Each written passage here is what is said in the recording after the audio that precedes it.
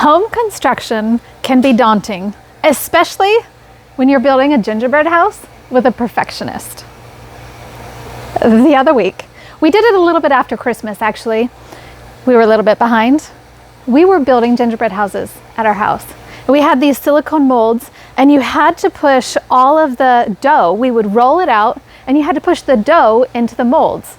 So then that way, when you cooked it, you would take it out, and it would be the perfect look and shape of a gingerbread house. Well, my husband, who everybody knows, would not let me push the gingerbread into the mold.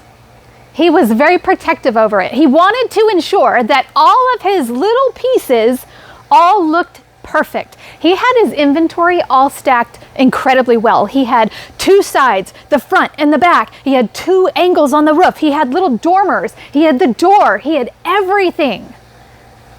And when I wanted to jump in and help, he wouldn't let me. And I stood there for a minute and I went, why? Why will you not let me? And I went to ask him why, but something clicked in my head. I went, wait a second.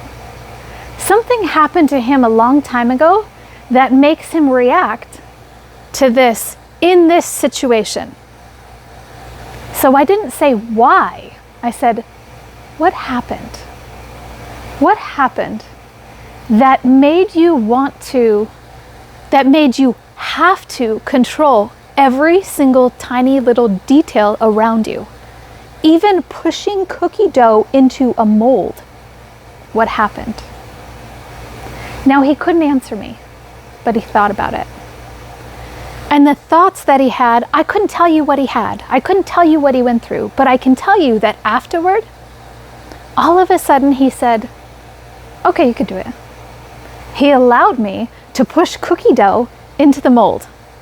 And we cooked everything. And while everything was cooking, he rolled out some more. And he said, do you want to do something else? I said, sure. He said, well, be creative. And I got creative. We made cookie dough balls, and then we pushed little different things into them. We used an apple slicer to make decorations. We created so many fun items for this gingerbread village that we built because we got creative. Because instead of trying to control everything to the tiniest little itty bitty crumb, we were free. And we had a ton of fun doing it. It was probably one of the best days we've had in so long. Speak of the devil. We had an incredible time because we let loose and we enjoyed ourselves.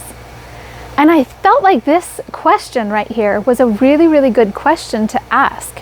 And we can ask ourselves these questions if we find ourselves stuck in a situation or repetitively doing something over and over again, but not having it turn out how we want it to. Ask yourself what happened instead of why. Ask others what happened instead of why. Your answer will surprise you, but the freedom that comes from it will delight everybody, including you. So enjoy it. Enjoy the answer that comes from it.